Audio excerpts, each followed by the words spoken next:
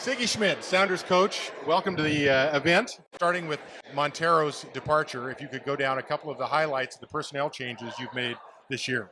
Well, obviously losing Freddie Montero is a loss for us. It leaves a hole to be filled. But it was something that was best. It was a mutual decision and best for him. But we've got a healthy Steve Zakawani coming into this year.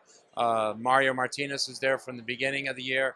Eddie Johnson's not trying to get in shape as we begin the season, so he'll be full guns a-blazing as we start the season. So those are big positives. Mauro Rosales is completely recovered from his injury.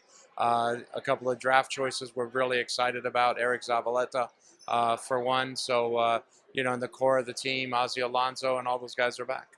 Breaking through the first round, that was a very emotional moment that you had been looking for since the Sounders began.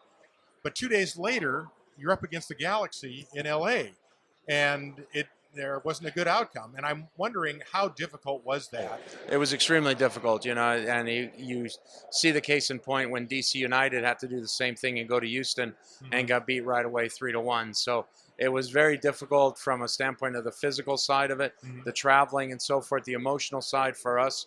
It was as well. And, we've done reasonably well in the playoffs the last couple of years in terms of getting some wins in the playoffs. And that's a good sign. We got 2 wins this year in the playoffs, one on the road and one at home against LA. But we have to eliminate that big loss, and we got to make sure that doesn't happen this year. What I know you're not going to talk about specific personnel acquisitions that are coming, but are the Sounders seeking other DPs, and what's the level of your pursuit in that? Yeah, we're still looking. We're still looking, obviously, for a DP up front to replace Freddie. We want to make sure it's the right guy. We could jump on it right now. There's a number of guys we could have already chosen and picked at this point, but we want to make sure we get the right guy, the guy who wants to come, who wants to be in Seattle, who's a quality player. All of those things factor into it. And if it means we got to wait a little bit, we'll wait a little bit. Our transfer window is open into the beginning of May. And if we have to wait for the summer, if we have to wait till June, we'll do that. I think we have enough strength in our personnel here that it can carry us through until we get that DP in.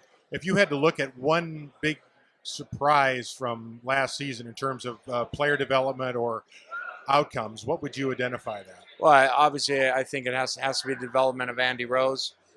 For one, as a young player, to step in and play the minutes that he did, and the second thing is just the success that Michael Gashpernik had in goal. It's tough to replace a legend in Casey Keller, but he had big enough shoulders he could carry it, and he's proven himself to be a very good goalkeeper, and also has become a fan favorite.